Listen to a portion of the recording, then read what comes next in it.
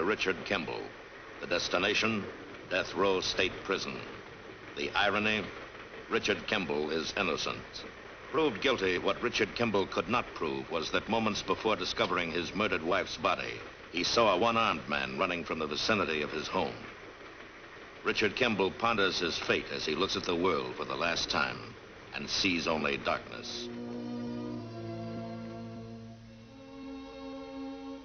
Hello, darling. How you feeling? Well, not very well. I didn't know they were going to put me in so deep.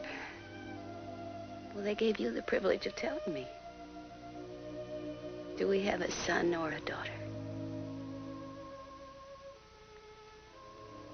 We had a son.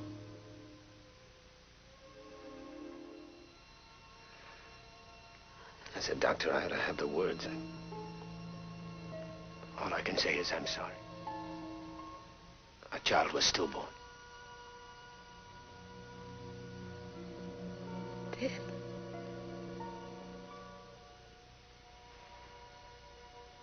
What else? It was the only way. We can't have children.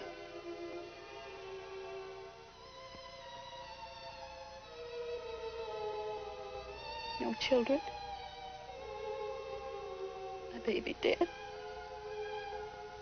Hey. We will have children. We'll manage to. Dead! Dead!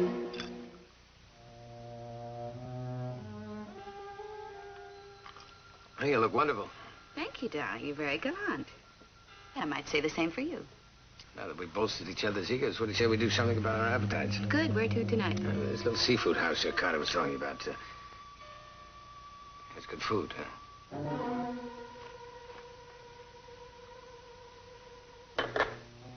When did you see Ross Carter? Oh, Helen, let's not spoil tonight, huh? The great Ross Carter of the Clinic for Planned Parenthood. We merely discussed the possibility. Forget it, Richard. For the last time, I won't live a lie. I'm not so far away. You have to scream it. I'll scream all I want. Helen, why do you keep thinking of adoption as a lie? Because it is. I wouldn't be its mother. Every year, thousands of people... I don't care if 1,000,000 people lie to themselves. If I can't have a child, I won't have one. You won't. Your tragedy. Look, he was my son, too. Doesn't that mean anything to you? It means I'm going to have another drink. We have lots of glasses, Richard.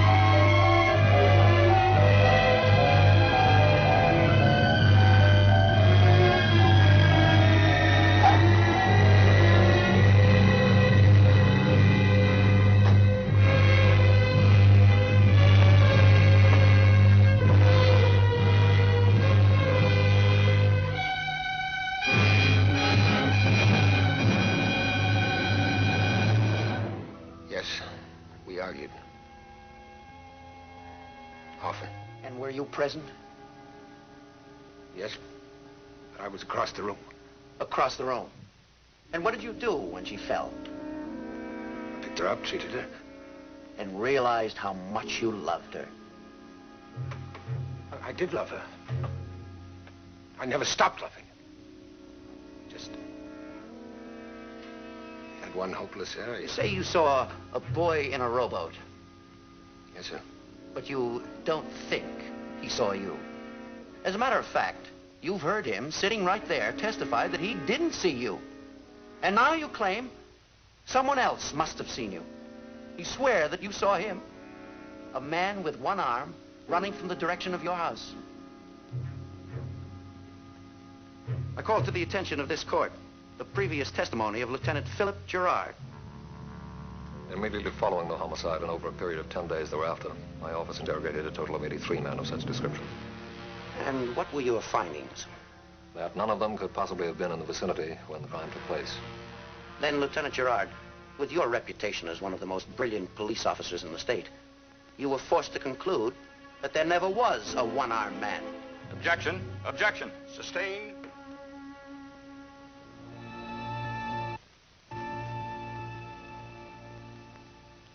Richard David Kimball, have you anything to say before I pass sentence upon you?